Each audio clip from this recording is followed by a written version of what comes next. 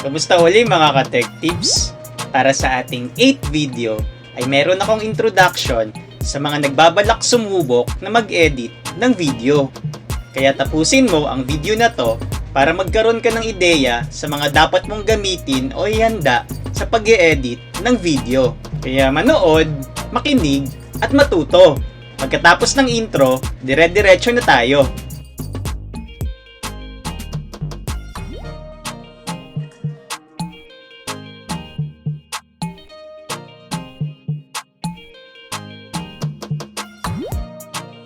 Welcome sa introduction ng video editing.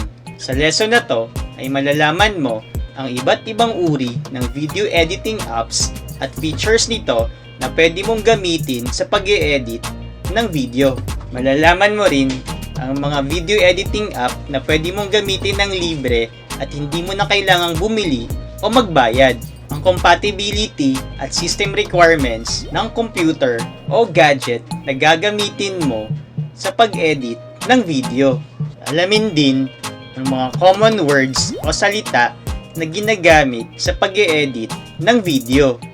Ilan sa mga halimbawa nito ay ang Camtasia, Power Director, Sony Vegas Pro, Filmora, at Adobe Premiere.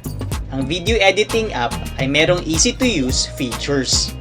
Halos karamihan ng video editing apps ay pare-parehas lang ang nilalaman na features, gaya ng screen recording options, web camera capture, audio recording, media import, transitions, animations, themes, captions, green screen, audio effects, at marami pang iba.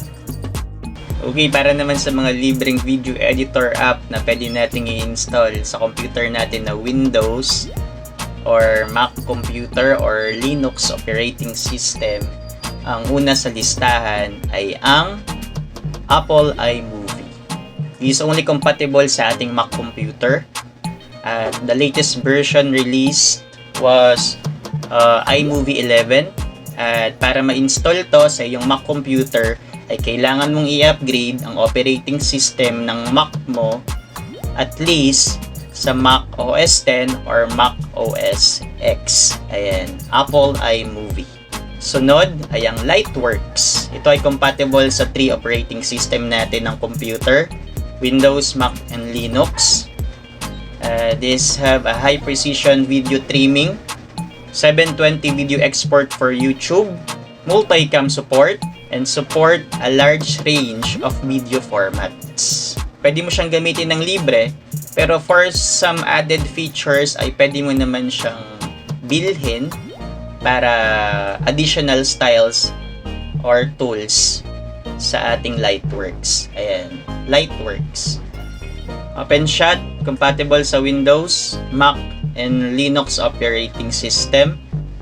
And it has an easy-to-use interface and unlimited layers and tracks to be added with time mapping, with real-time previews, trimming, snapping, clip resizing, curve-based keyframe animation, etc. We have Shotcut, compatible sa 3 operating system, Windows, Mac, and Linux.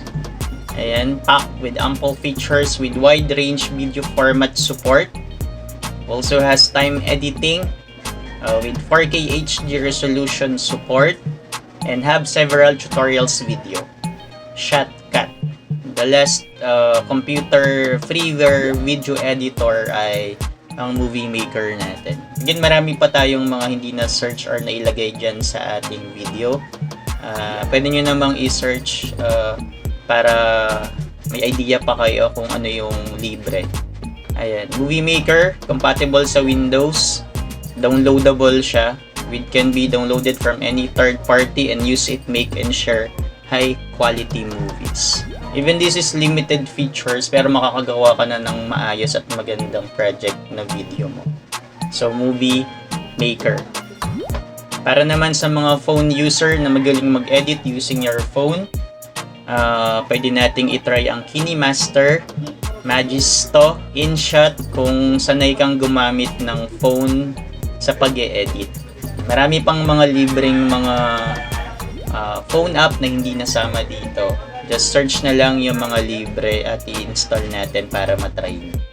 Punta naman tayo sa compatible hardware and system requirements na kailangan na taglay ng computer mo para maging maayos ang pag-e-edit natin ng video. Kailangan ay taglay ng ating computer ang mataas na processor sa pag-e-edit ng video. At least ay na-reach natin ang minimum requirement gaya ng i5 or highest. Para naman sa memory or RAM, ay kailangan ay ma-reach natin ang 8GB or 32GB na i-install sa ating computer. Para naman sa storage, ay nire-required na may minimum of 256GB na storage para ma-save natin ang matataas ng video natin, or pwede rin nating i-upgrade ang hard drive natin to SSD or solid state drive para sa karagdagang bilis na performance ng computer natin. Kailangan din natin ng mataas na graphics card para masuportahan ang matataas na resolution ng video or picture na gagamitin natin sa ating project. Kailangan din natin ang requirement or minimum sa operating system sa Windows ay may Windows 7 64-bit or latest. Sa Mac naman ay Mac OS X or latest at ganun din sa Linux. Kailangan din ng screen size ng monitor natin at least minimum of 19 inches to 21 inches or highest sa dalawang ito. Okay, punta naman tayo sa video editing terminology. Ito yung mga common words na ginagamit na related sa pag-e-edit ng video. Unahin natin ang visual. Ito ay isang larawan, piraso ng pelikula o display na ginamit upang ilarawan ang isang bagay. Sunod ay splitting. Hatiin o maging sanhi ng pagputol sa mga bahagi sa dalawa o higit pa. Sunod ay editing. Ito ay paghahanda ng nakasulat na material para sa paglalathala sa pamamagitan ng pagwawasto o dumaan sa pagbabago. Ang credits naman ay pagpapakilala sa publiko ng isang tao bilang isang bahagi sa paggawa ng isang bagay na nai-publish o nai-broadcast. Ang duration naman ay ang oras o haba kung saan nagpatuloy ang proyekto. Sunod ay project, nakaplanong gawain o aktibidad na nakumpleto na nilalayon upang makamit ang isang partikular na layunin. Ang caption ay maikling paliwanag sa isang artikulo, ilustrasyon, cartoon o poster. Ang effects ay style o pagbabago kung saan ay isang resulta ng isang aksyon. Ang transition ay pagbabago mula sa isang posisyon, estado, paksa, konsepto, at iba pa. Ang animation ay isang proseso ng paggawa ng ilusyon ng paggalaw at ang ilusyon ng pagbabago sa pamamagitan ng mabilis na pagkakasunod-sunod ng imahe na naiiba sa bawat isa. Ang narration ay ang kilos o proseso ng pagsasalaysay ng isang kwento. Ang title ay pamagat ng isang nakasulat o nakaprint o na-film na produksyon.